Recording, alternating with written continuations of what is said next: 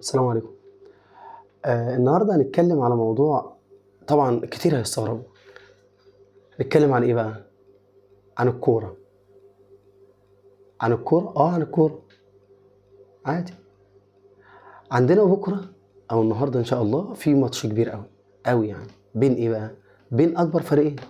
بين مين؟ بين الأهلي والزمالك. هو أنت بتتفرج؟ باتفرج عادي، وبالعب عادي جدًا ما فيش مشكلة عادي.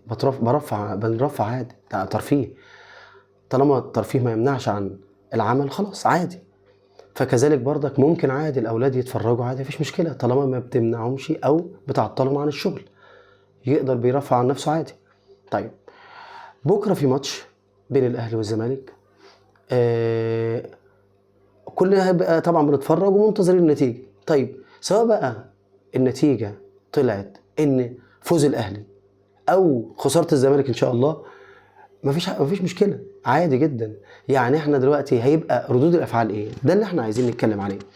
ردود الأفعال إن في ناس بتبقى مبسوطة أوي، وفي ناس طبعًا بتبقى زعلانة. ففي الناس بتقعد تعمل إيه، قفشات مع بعضها، هزار. كل الكلام ده مقبول جدًا من باب الإيه، الترفيه والضحك والهزار والكلام ده.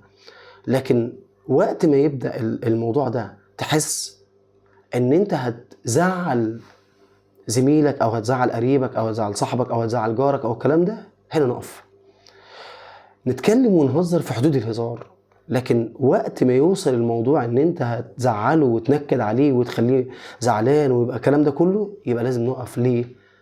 لان دي كورة، مش مستاهله كل الكلام اللي احنا بنفكر فيه ده. احنا بنعملها للترفيه عشان نضحك ونهزر والكلام ده، لكن بنرفع عن نفسنا. لكن ان احنا نزعل بعضنا وندخل في نفوسنا شيء ان نزعل من بعض ونكد على واحد واخليه ماشي والكلام ده كله زعلان، لا، ما يصحش، ما ينفعش.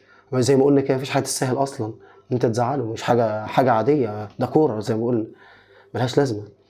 طيب، في حاجه تانية برضك.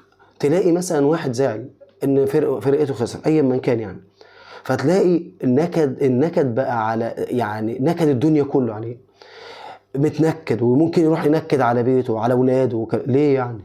ليه؟ ايه ده كله يستاهل؟ ده كله ايه؟ وبعدين حضرتك وقت ما يجي لك ده بقى، ده اللي احنا عايزين نتكلم فيه.